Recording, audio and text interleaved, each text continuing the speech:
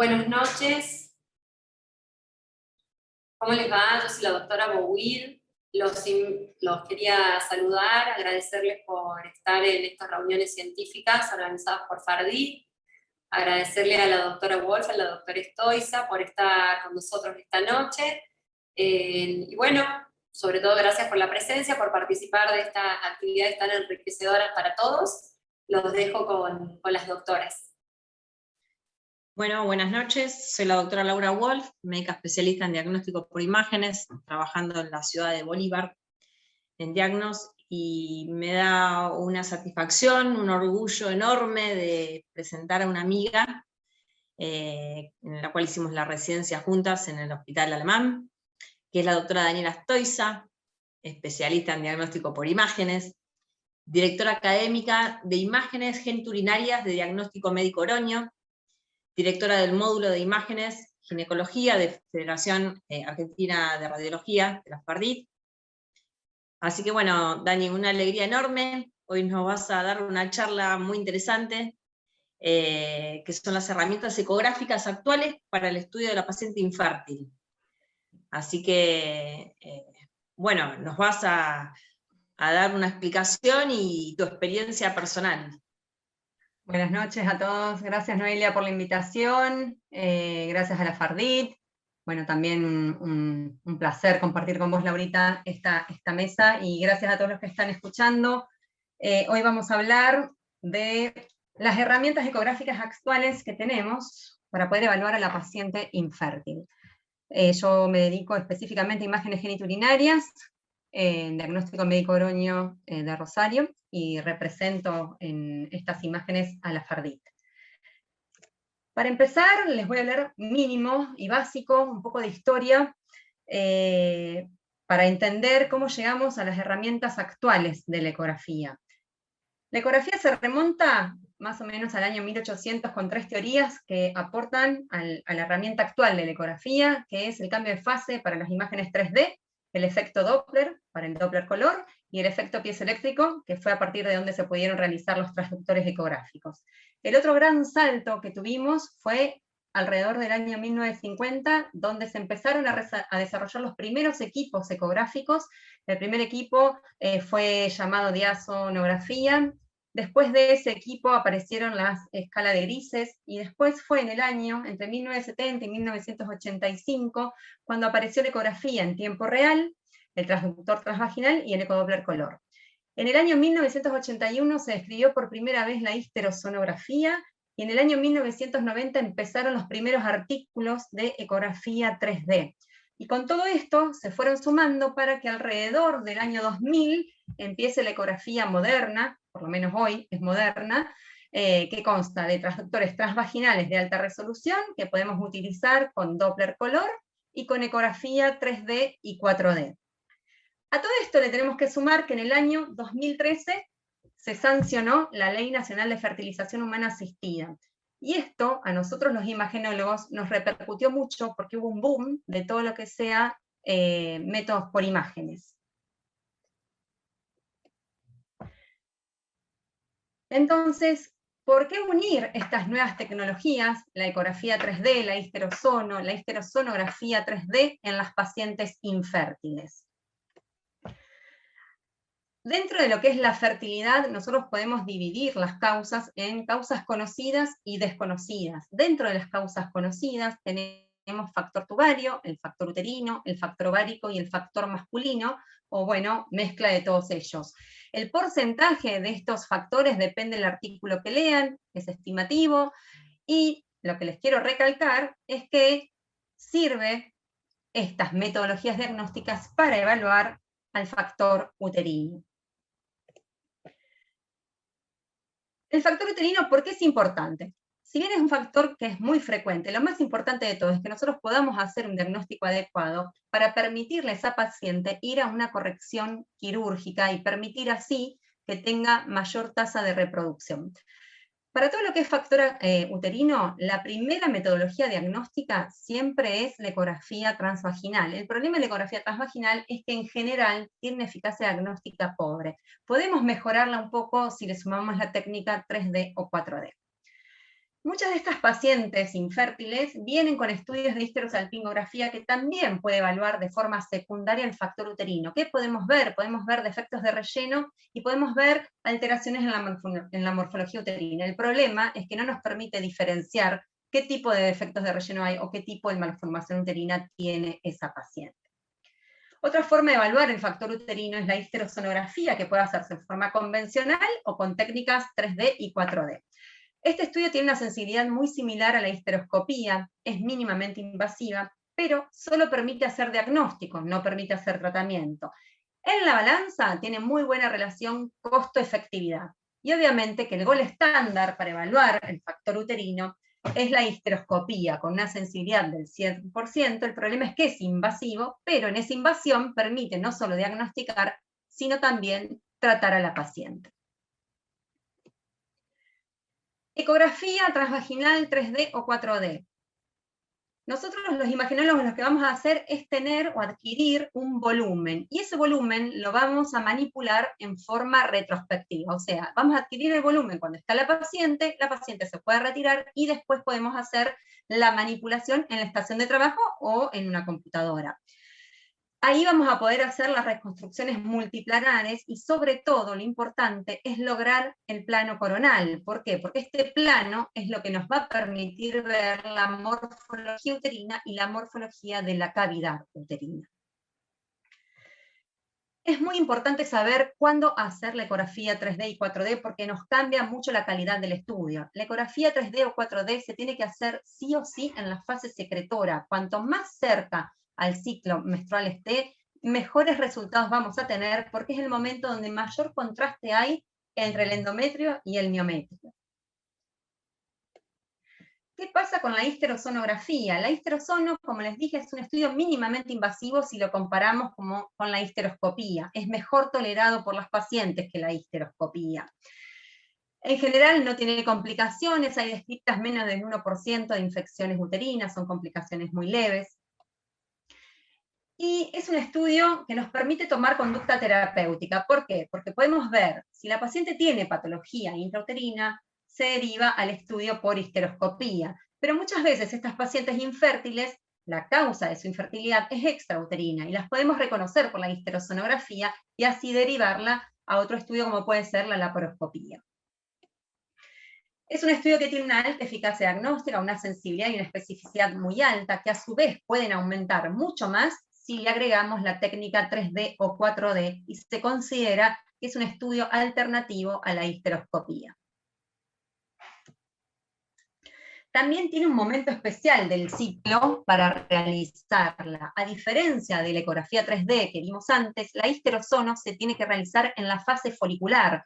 Se tiene que realizar entre los días 7 y 10 del ciclo menstrual. Y esto no es un capricho de los imagenólogos. Nos peleamos absolutamente todos los días con las pacientes que vienen a pedir turno, que toda paciente infértil quiere estudiarse ya, y no está bien hacerlo en cualquier momento del ciclo menstrual porque tiene una alta tasa de falsos positivos si lo hacemos en la fase secretora, porque hay mucha cantidad de pseudopólipos dadas por áreas de hiperplasia endometrial. Así que sí o sí traten de hacer el estudio entre los días 7 y 10 del ciclo menstrual. Obviamente que hay pacientes en las que no podemos realizar histerosonografías, pacientes que cursan con infecciones pelvianas, obviamente pacientes embarazadas, de más está decirlo, y acá quiero hacer hincapié en pacientes que tienen metrorragia activa. ¿Por qué? Porque muchas de estas pacientes que no se embarazan pueden tener ciclos menstruales prolongados o muy abundantes, y esto nos impide ver correctamente la pared endometrial. Fíjense la cantidad de sangre que hay en el interior y las paredes son de muy difícil evaluación. ¿Qué vamos a hacer cuando hacemos una histerosonografía? Lo primero que hacemos es colocar una sonda balón que se ubica apenas pasamos el orificio cervical externo e introducir solución fisiológica para separar las paredes, en general entre 20 y 50 mililitros de solución fisiológica, dependiendo del tamaño uterino y de la permeabilidad tubaria. Con esa separación lo que hacemos es llenar la cavidad endometrial de líquido, por eso la vamos a ver anecoica, separar las paredes endometriales que las vamos a ver hiperecogénicas, lineales, finas y irregulares. Y podemos ver también la zona de unión endometrio-miometrial, que es esa zona de transición entre el endometrio y el miometrio, que recuerden que debe medir menos de 8 milímetros. No siempre es fácil realizar la histerosonografía, de hecho es un estudio que muchas veces tenemos dificultades técnicas. Podemos tener estenosis del cuello uterino y en ese caso no podemos introducir la sonda balón y tenemos que dilatar a través o de dilatadores o de agujas para poder introducirla. A la inversa, podemos tener un orificio cervical muy complaciente y eso hace que el balón se expulse y no pueda hacer tapón. Esto lo podemos resolver avanzando la sonda balón hasta la cavidad ísmica. Acá lo que hay que saber es que todo lo que quede por detrás de esa sonda no va a poder ser evaluado. Entonces lo recomendable es cuando uno va retirando la sonda balón, que siga instilando solución fisiológica para poder ver qué pasa con esas paredes de la región ísmica hacia la región cervical. Lo otro que nos podemos encontrar es con un útero que no se distienda por la presencia de sinequias. Acá la verdad es que no tenemos mucho para hacer. Sí, traten de inyectar la solución fisiológica a la mayor presión que puedan para distender lo que más puedan la cavidad endometrial.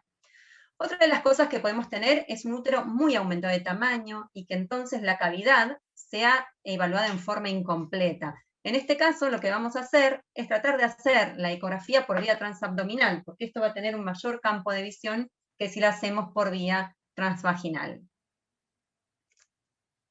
Y por último, podemos tener a las pacientes que sean intolerantes al método, ya sea porque tengan ansiedad, contra eso no podemos hacer demasiado, o porque sufran de dolor. Y para prevenir el dolor de la histerosonografía, recomiendo que le den analgésicos 30 o 60 minutos previos a la realización del estudio. Con respecto a la patología de la cavidad uterina, el factor uterino que vamos a evaluar, lo podemos dividir en dos tipos. Las alteraciones parietales, que son los defectos de relleno o los defectos de suma, y las alteraciones morfológicas que pueden ser congénitas o adquiridas. Vamos a empezar hablando de los defectos de relleno. Hay muchas formas de defectos de relleno. Podemos tener los pólipos, los leiomiomas, las sinequias, la hiperplasia endometrial y los coágulos. Se supone que la hiperplasia endometrial no la vamos a encontrar porque vamos a realizar el estudio en una buena fase, en la fase folicular, entonces la descartamos. Dos palabras con respecto a los coágulos. Los coágulos son defectos de relleno que son móviles, se mueven con la instilación de la solución fisiológica. Lo otro que podemos hacer es removerlos, reabsorberlos. Podemos instilar la solución fisiológica, reabsorberla y volverla a instilar, y el coágulo muchas veces pasa a la jeringa. Y si aplicamos el Doppler, este coágulo va a ser obviamente totalmente avascular. No siempre es tan fácil porque muchas veces los coágulos quedan muy adheridos a la pared y no se mueven, pero hay que intentar realizar estas maniobras. Las dos patologías más frecuentes de la cavidad endometrial son los pólipos endometriales y los leiomiomas submucosos. No siempre es muy fácil diferenciar esta patología, pero tenemos determinados tips que hay que evaluar para tratar de hacer el diagnóstico diferencial. Por un lado, la ecogenicidad. El pólipo endometrial siempre es más hiperecoico o más isoecoico con respecto al leiomioma, que es más hipoecoico, más negro. Esto se debe a que el leiomioma está constituido por tejido fibromatoso. Por otro lado, lo que tienen que evaluar es cómo se encuentra la interfase endometrio-miometrial. Como el leiomioma crece del miometrio, esa interfase endometrio-miometrial va a estar distorsionada. Esto no pasa en el pólipo endometrial porque precisamente está respetada el miometrio y crece desde el endometrio. Lo otro que tienen que fijarse es si la lesión está rodeada o no por una línea hiperecogénica suprayacente. Se llama línea endometrial. ¿Y esto qué es? Es el endometrio que está desplazado y que va a estar presente en el leiomioma submucoso. No va a estar presente en el pólipo endometrial. Y por último, si le ponemos el ecodoppler color, recuerden que el pólipo endometrial va a tener el pedículo vascular, mientras que el leiomioma submucoso va a tener un flujo de tipo circular o un patrón de tipo arborescente. Vamos a ver groseramente esto que acabamos de decir. Fíjense el pólipo endometrial, que es mucho más blanco de lo que es el leiomioma submucoso, que es más negro, más hipoecoico. La interfase endometrio-miometrial se encuentra distorsionada en el leiomioma y respetada en el pólipo endometrial. Y la línea hiperecogénica que los rodea, que corresponde a la línea endometrial presente en el leiomioma submucoso. Con respecto al flujo vascular en el Doppler color, el pólipo endometrial, como dijimos, suele tener el pedículo vascular único, mientras que el leiomioma submucoso suele tener esas estructuras vasculares de tipo arborescentes. Podemos brindar mucha información prequirúrgica cuando hacemos estos estudios con alta sensibilidad y alta especificidad. El tamaño, en general dividiéndolos en si son menores o mayores a 1 centímetro. Recuerden que, como vemos en este ejemplo, estas estructuras quísticas que tiene adentro la imagen, eso es patognomónico del pólipo endometrial. Si ven quistes dentro de estas lesiones, pueden dar por seguro que se trata de un pólipo endometrial. Hablar de números, si son únicos o múltiples. De la localización, si los pólipos están en la cavidad endometrial o si están en la cavidad endocervical.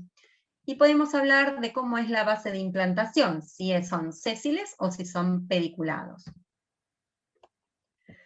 Así es como veíamos antes un pólipo endometrial, una imagen hiperecogénica ovoidea en el interior de la cavidad endometrial. Así es como lo podemos ver a este defecto de relleno en una ecografía transvaginal 3D convencional. Como podemos ver el defecto de relleno en una histerosonografía, y obviamente la mejor de las imágenes, que es la histerosonografía con reconstrucción 3D, donde podemos darle una visión mucho más anatómica al ginecólogo de lo que se trata esta estructura polipoidea. Así como podemos dar información de los pólipos prequirúrgica, también podemos hacer lo mismo con los leiomiomas, también con alta sensibilidad y alta especificidad. Podemos hablar del tamaño, pueden ser muy pequeños o más grandes, podemos hablar del número, únicos o múltiples, y de la localización. De la localización, lo más importante de todos es tratar de decirle al ginecólogo cómo se encuentra el núcleo miomatoso con respecto a la mucosa, que es la clasificación FIGO, porque de esta clasificación va a depender el tipo de cirugía que se haga esa paciente. Y por otro lado, la ubicación del leiomioma con respecto a la serosa uterina. La clasificación FIGO divide a los leiomiomas en 3 tipos. El tipo 0, donde se encuentra 100% dentro de la cavidad endometrial. El tipo 1, donde protruye más del 50% de su diámetro hacia la cavidad endometrial y queda menos del 50% de su diámetro a nivel intramural. Y el tipo 2, que es el que protruye menos del 50% hacia la cavidad y queda más del 50% dentro de la pared uterina. Recuerden, como les dije antes, que los leiomiomas están formados por tejido fibromatoso, y por lo tanto ese tejido compacto suele producir sombra acústica posterior. Esto no lo van a ver en los pólipos endometriales y sí en los leiomiomas. Por otro lado, habíamos dicho que el flujo vascular del leiomioma tiende a ser o periférico o de tipo arborescente. La realidad es que la gran mayoría de los leiomiomas lo vamos a ver generalmente con escasas estructuras vasculares o incluso totalmente avasculares. No se asusten, pero es lo más frecuente.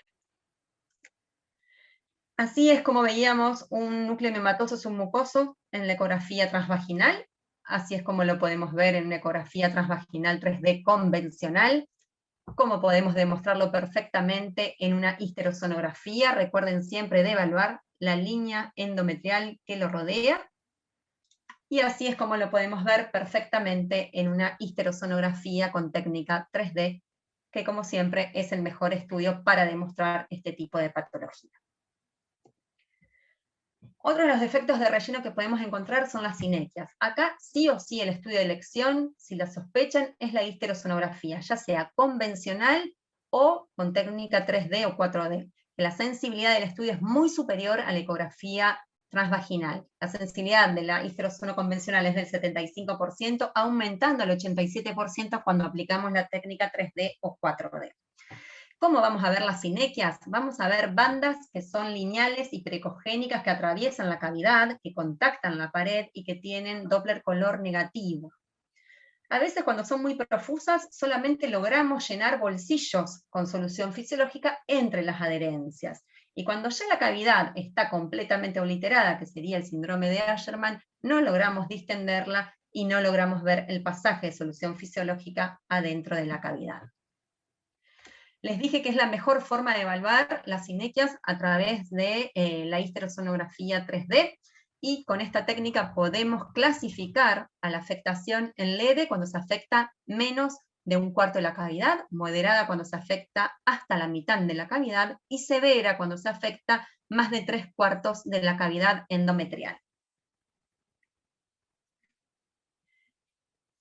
¿A qué nos referimos con los defectos de suma? Los defectos de suma se reconoce como tal a la adenomiosis. La adenomiosis, recuerden que son glándulas del endometrio que se introducen en el espesor miometrial, y que es una enfermedad que no permite realizar tratamiento quirúrgico conservador a la paciente, ya sea focal o difusa. No tiene tratamiento quirúrgico conservador. Lo que nosotros vamos a ver desde el punto de vista imagenológico es un aumento de la zona de unión endometrio-miometrial. Va a estar más engrosada de 8 milímetros y va a estar poco definida. La verdad es que todos los artículos dicen que la adenomiosis es mejor demostrada por la ecografía 3D o 4D con una sensibilidad alta y con una eficacia diagnóstica de casi el 85%. A mi criterio y en lo personal, no hay nada más difícil que diagnosticar adenomiosis por ecografía transvaginal 3D, 4D. ¿Por qué? Como les dije al principio, para lograr una buena ecografía 3D o 4D necesitamos un buen contraste entre el endometrio y el miometrio, y precisamente lo que se pierde en la adenomiosis es el contraste entre estas dos estructuras, porque se van mezclando.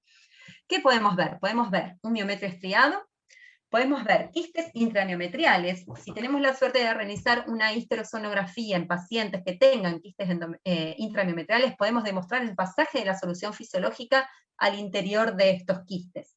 Y a veces podemos ver engrosamiento asimétrico de una de las paredes del útero. ¿Cómo lo podemos ver en la ecografía 3D? En este caso, en el primero estamos viendo una adenomiosis focalizada a nivel de la región cornual derecha. Fíjense cómo se introduce todo el endometrio en el espesor miometrial. En este segundo ejemplo es una adenomiosis difusa. Fíjense que los contornos del endometrio están totalmente espiculados, metiéndose en el interior del miometrio. Esto se conoce con el nombre de útero en cepillo o útero en peine. Y por último podemos ver los quistes intramiometriales que se encuentran en el espesor miometrial y que son precisamente las glándulas dilatadas. ¿Qué pasa con las alteraciones morfológicas congénitas primero? No voy a entrar mucho en el tema porque se iría la charla del tiempo, pero para clasificarlas ustedes tienen que recordar que tenemos que usar dos características: la configuración externa, o sea, el contorno uterino externo, y la configuración interna, la indentación fúndica que tiene ese útero. Para poder hacer esta clasificación, sí o sí necesitamos el plano coronal. No hay otra, sí o sí la ecografía 3D o 4D para hacer un diagnóstico con alta sensibilidad, especificidad y eficacia diagnóstica. Y si a la ecografía 3D le sumamos la histerosonografía, la eficacia diagnóstica del método llega al 100%. Es tan bueno este estudio para detectar las malformaciones uterinas que hoy se considera el método de elección. Se elige primero la ecografía 3D o 4D por sobre la resonancia magnética. ¿Por qué? Porque es un estudio que tiene menor costo y menor tiempo de estudio. Y se deja a la resonancia para los casos dudosos o los casos complejos.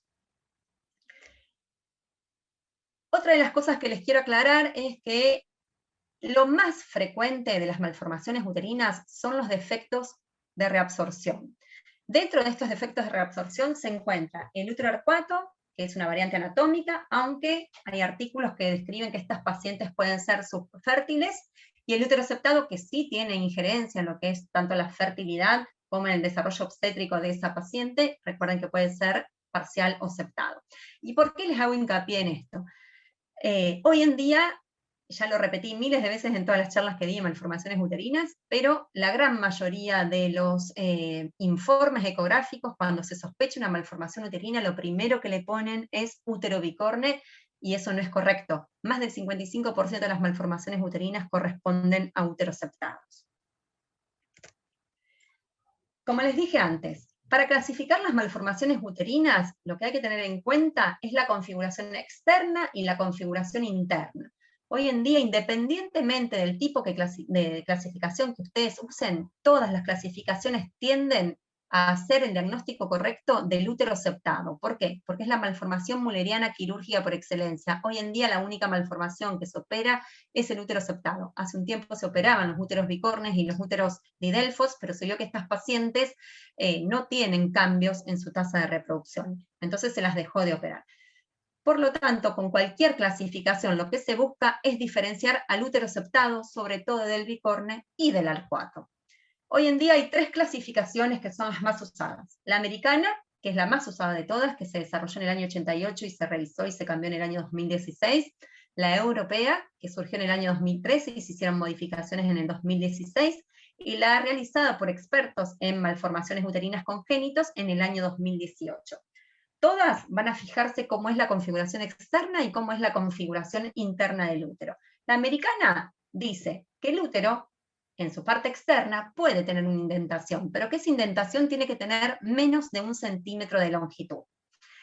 Con respecto a la indentación interna, dice que tiene que tener una longitud mayor a 1,5 centímetros. Y esa indentación interna tiene que tener un ángulo de implantación agudo, menor a 90 grados. Esto último lo aclara para hacer el diagnóstico diferencial con el útero arcuato, que suele tener un ángulo de indentación obtuso.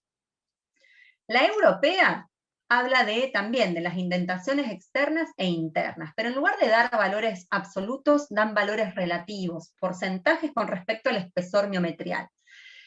Hay muchos detractores de esta clasificación porque dicen que ese espesor miometrial es muy variable, va a variar. Si la paciente tiene patología, por ejemplo, adenomiosis o leiomiomas, puede aumentar el espesor del miometrio, o si la paciente tuvo una contracción durante la realización de la ecografía, o dependiendo de la presión que haga el médico efector, cómo va a ser ese espesor miometrial.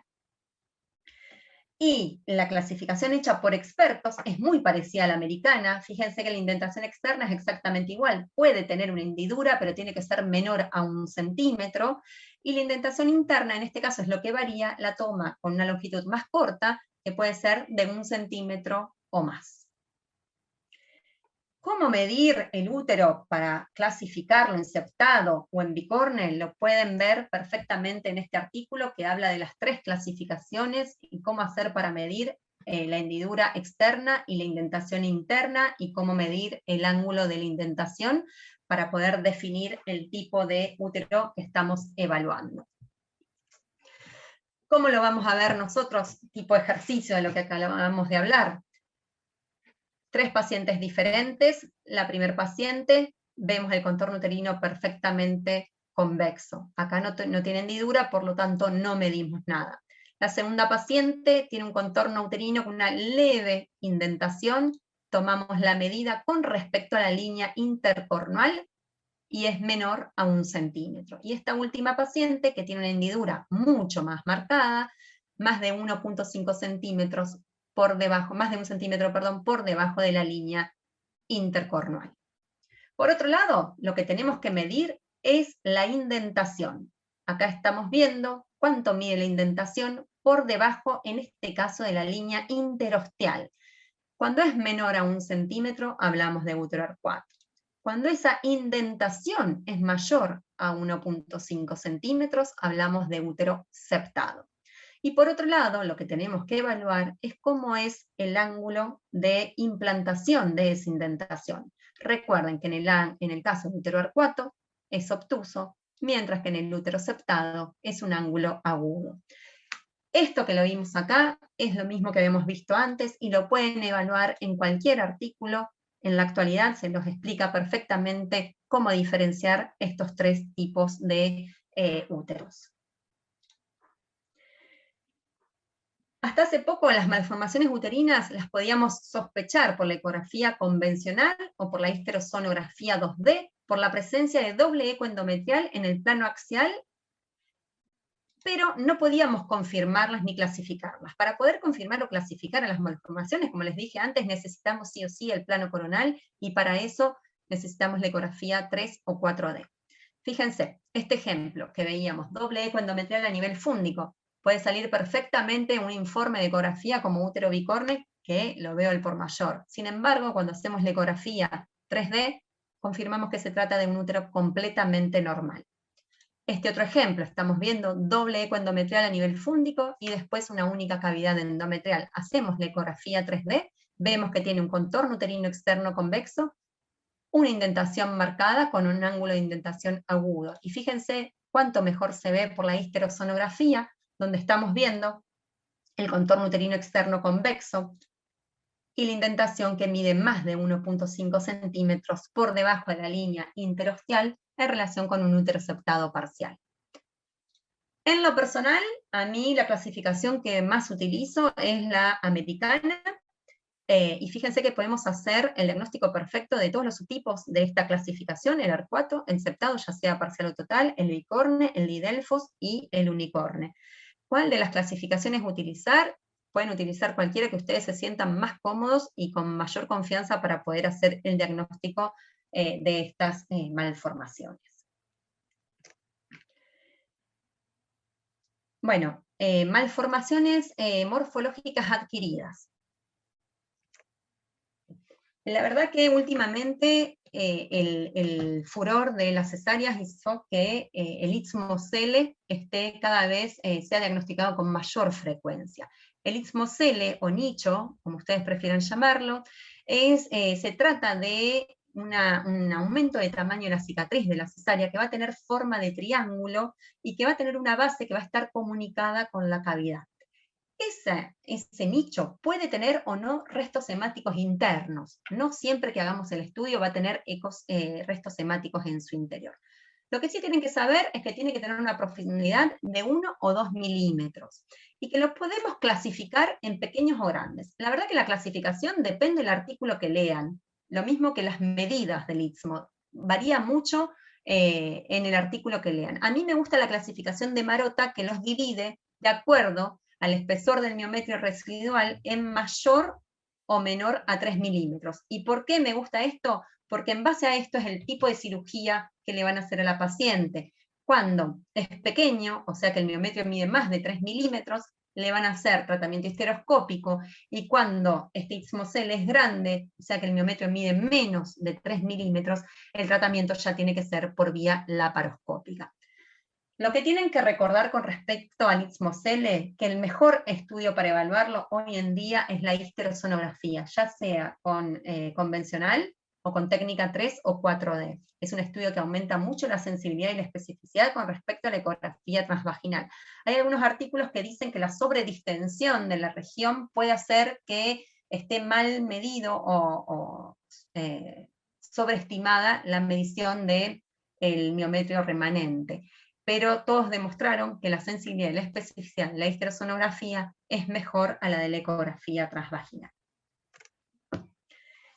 Este es un istmo-cele visto por ecografía transvaginal común y corriente, con contenido líquido. Fíjense que tiene una forma triangular con base hacia la cavidad endometrial y se mide el espesor miometrial remanente. Así es como podemos verlo en la reconstrucción 3D convencional. Este es el estudio por histerosonografía. Vamos a rellenar ese nicho con solución fisiológica y vamos a medir el miometrio que queda en forma suprayacente. Y cómo podemos ver ese gran defecto que tiene la pared del útero con la ecografía 3D sumada a la histerosonografía. Bueno, y por último, yo les dije que estos estudios sirven para evaluar el factor uterino. Sin embargo, podemos dar una mínima idea del factor tubario al médico ginecólogo. Nosotros no vamos a poder decir por la histerosonografía si la patología tubaria es congénita, adquirida, o el tipo de patología tubaria que tiene la paciente. Pero sí podemos evaluar si hay o no hay pasaje de líquido, de solución fisiológica, al fondo de saco de Douglas. Y por lo tanto podemos hablar de permeabilidad tubaria o no permeabilidad tubaria. Lo que no podemos decir es la lateralidad de dicha permeabilidad. Fíjense, este ejemplo es la ecografía transvaginal que hacemos previa a la histerosonografía, fondo de saco de Douglas de las dos pacientes completamente libres. Administramos la solución fisiológica y vemos que en el primer caso hubo un gran pasaje de solución fisiológica al fondo de saco de Douglas y por lo tanto inferimos que esa paciente tiene permeabilidad tubaria. No sabemos si de una o de las dos trompas, pero alguna de las dos está permeable. A diferencia de la otra paciente, fíjense que acá no pasa nada de líquido al fondo del saco de Douglas, y por lo tanto podemos inferir que esas trompas de falopio no están permeables. Y ya que estamos recordando un poco, la primera paciente tiene un núcleo hematoso submucoso, recuerden la línea endometrial, y recuerden que está distorsionada la interfase endometrio-memetrial. Y la segunda paciente tiene un tracto lineal hiperecogénico con contacto parietal, que se trataba de una sinequia.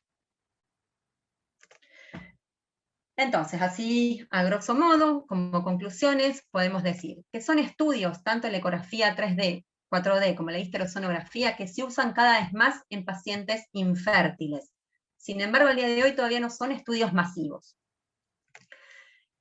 Que la ecografía 3D o 4D hoy en día es el método de elección para las malformaciones uterinas, quedando la resonancia para aquellas que son dudosas o que son complejas. Que la histerosonografía es el estudio de elección para valorar la cavidad uterina y que se considera alternativa a la histeroscopía.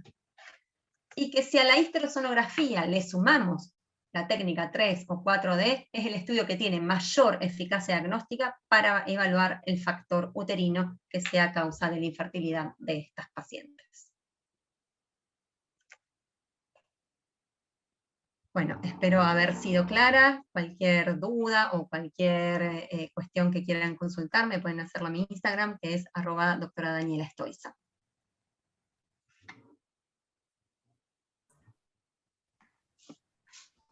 Bueno, Dani, muy linda charla, muy completa.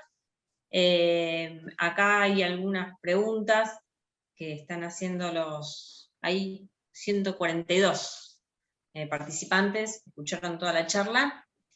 Una de las preguntas es, en las malformaciones mullerianas, ¿cuál método preferís? Si es ecografía 3D o resonancia magnética. A ver,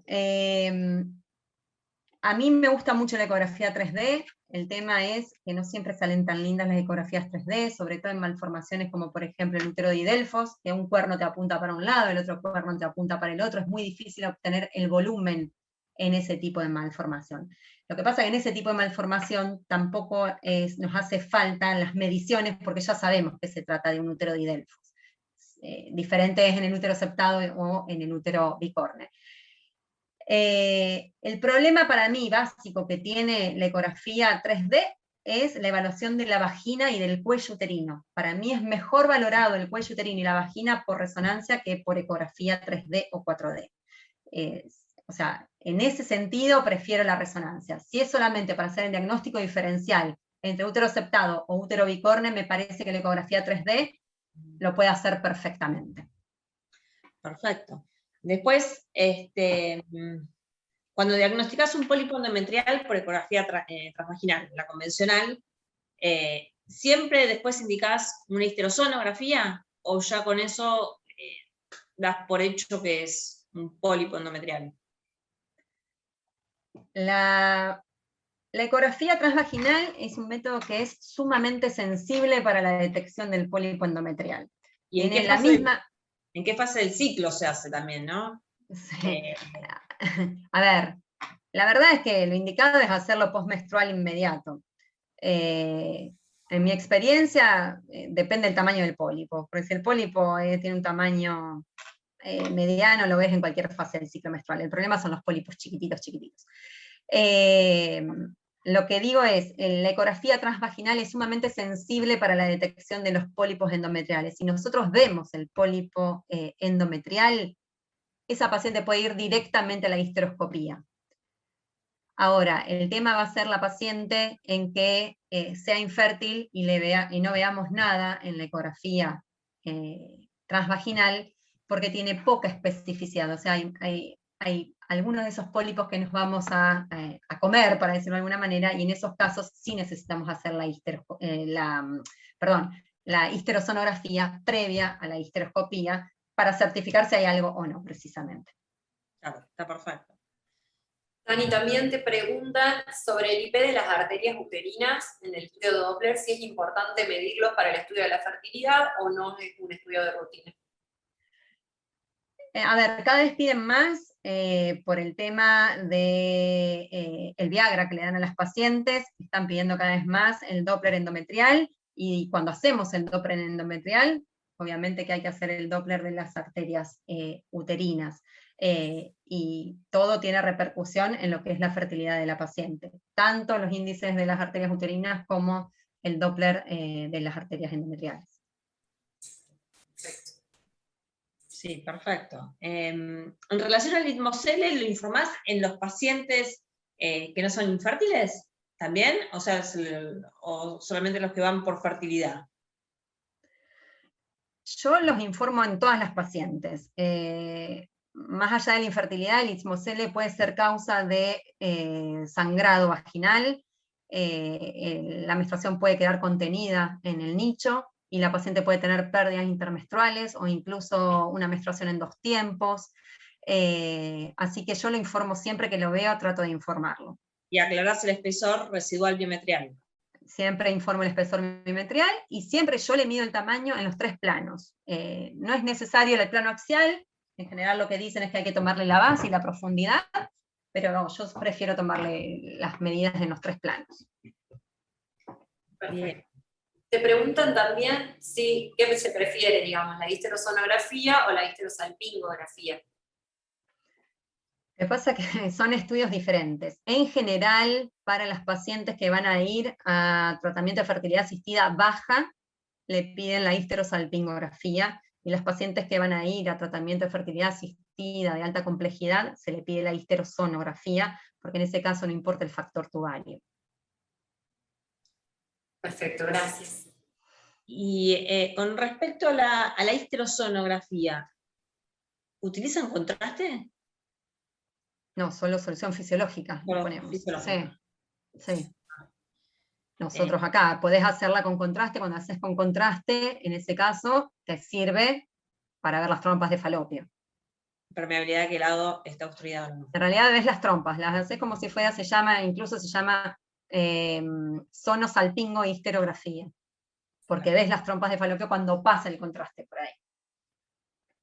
A ver, otra de las preguntas, a ver. Perdón, con respecto a eso, preguntan también si podés evaluar la efectividad de la ligadura tubaria por el histerosono.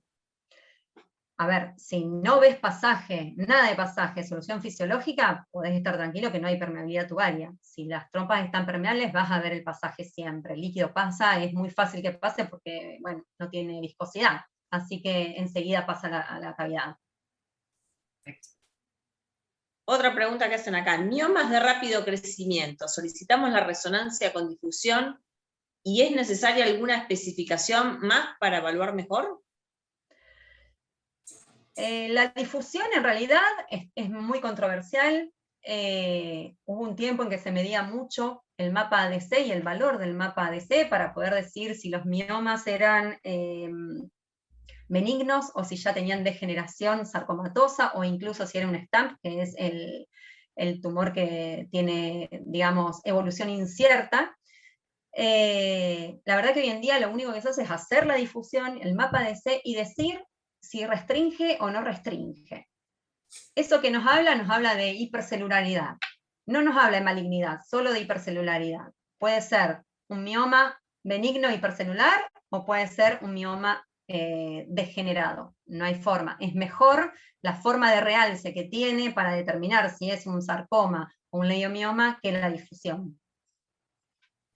Perfecto. Te preguntan acá también si el recuento folicular en los ovarios recomendás 3D o no tenés preferencia.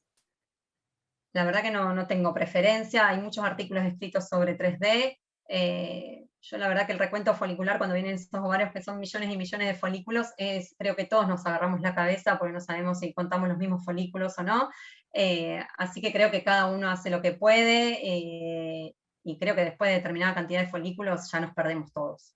Por lo menos en mi experiencia, no sé qué hacen ustedes. Sí, yo lo que hago es, hay que, típicamente mi técnica, medir de a uno. No podés hacer un corte del ovario y medir todos ahí. De a uno y con 2 medidas hay que tomar. Eso es lo que más necesitan la gente que se dedica a fertilidad. Y acá Luciana Caballero pregunta, ¿qué importancia tiene el uso del Doppler en el endometrio y cómo se interpreta? Para fertilidad, supongo, ¿no? Si hay diástole, si no hay diástole, creo que la fertilidad generalmente fracasa. Sí. A ver, también hay mucho escrito al respecto y depende la clasificación que cada uno agarre, lo que va a informar. Para mí lo importante es ver el grado, la cantidad de vasos que hay en las distintas capas del endometrio para poder decir, bueno, si tiene vasos vamos a ir bien, y si no tiene vasos, trátenla con Viagra, que es lo que más puede ayudar a la fertilidad de esas pacientes. La forma de informarlo depende de lo que cada uno, digamos, el artículo que cada uno se sienta cómodo, porque hay mucho escrito al respecto y no hay una unificación de criterios que podamos decir, esto es así. Perfecto. Te pregunta el doctor Lucino si la histerografía por TC quedó sin utilidad. A ver, yo creo que la histerosalpingo por TC no le terminó de competir a la histerosalpingografía convencional. La histerosalpingo convencional, yo hago 4 o 5 pacientes por día y en 10 minutos la paciente se fue. Y es el mismo tiempo que tarda el estudio de la tomografía. Tenés menos radiación por la histerosalpingo que por la tomo. Vos ves en vivo y en directo si está bien puesta la cánula, si las trompas están pasando, si hay algún espasmo o no. O sea, a mí en lo personal, yo he hecho muchas tomografías multislice para ver las trompas y me sigue gustando más la histerosalpingo convencional, pero es una cuestión personal. De hecho, es un estudio que, si bien se pide, no es un estudio masivo como es la histerosalpingografía, o sea, me parece que no le terminó de competir a la histerosalpingografía convencional. Están a la par. Perfecto, gracias. Lucía pregunta, en el estudio Doppler de la infertilidad, ¿es más importante medir índice de resistencia o índice de pulsatilidad de arterias uterinas y espiraladas? ¿Y por qué? Yo creo que el índice de pulsatilidad es el que más sirve. El índice de resistencia no tiene mucha indicación en lo que es fertilidad, sí el índice de pulsatilidad, porque cuando están, si no me equivoco, más aumentados, es cuando la paciente va a tener más trastornos de fertilidad. Así que el índice de resistencia en este caso específico de fertilidad es a la inversa de todo lo demás. Todos estamos acostumbrados a medir el índice de resistencia, en este caso vale más la pulsatilidad. Sí, perfecto. Hay varias preguntas al respecto y preguntan si puedes profundizar un poco más sobre el Doppler endometrial. Y bueno, y esto de las IP preguntan varios lo mismo. Sí, los arterias uterinas. Sí, sí, eso lo deberíamos dejar para una charla específica de eso, pero bueno. A ver, ¿qué otra pregunta? Bueno, otros sí, se la pasan preguntando, en el Doppler para infertilidad es de mayor utilidad la medición del índice, ya lo contestaste, el índice de pulsatilidad o el índice de resistencia ya lo contestaste. Bueno, no sé si hay más preguntas, Noelia. No, la mayoría son sobre lo mismo. Sí, todo de lo mismo que ya más o menos. Te agradecen la claridad. Sí, sí. Muy bien. Bien. Así que, bueno, Dani, Bueno, un placer. espero que haya sido útil. Y bueno, cualquier cosa ya saben, me contactan los que escucharon la charla, si tienen alguna pregunta, se contactan conmigo. Igualmente la charla creo que queda grabada, ¿no? Y después se ve en Fardit, ¿no? Así que bueno. Bueno, gracias a todos por estar. Ahí me confirman que queda grabado, así que se va a ver más tarde en la semana o cuando quieran. Así que bueno, un gusto, gracias Dani por la clase. Bueno, gracias a ustedes por estar presentes, saludos a todos y que tengan buenas noches y a cuidarse. Muchísimas gracias, doctoras, y los invitamos a todos los presentes a que vuelvan el tercer jueves del mes que viene. La charla va a ser sobre el rol de las imágenes en adenocarcinoma del páncreas. Así que para que sigamos conectados. Bien. Muchas gracias. Hermosa charla. Saludos a todos. Gracias. Hasta luego. Adiós. Muy bien.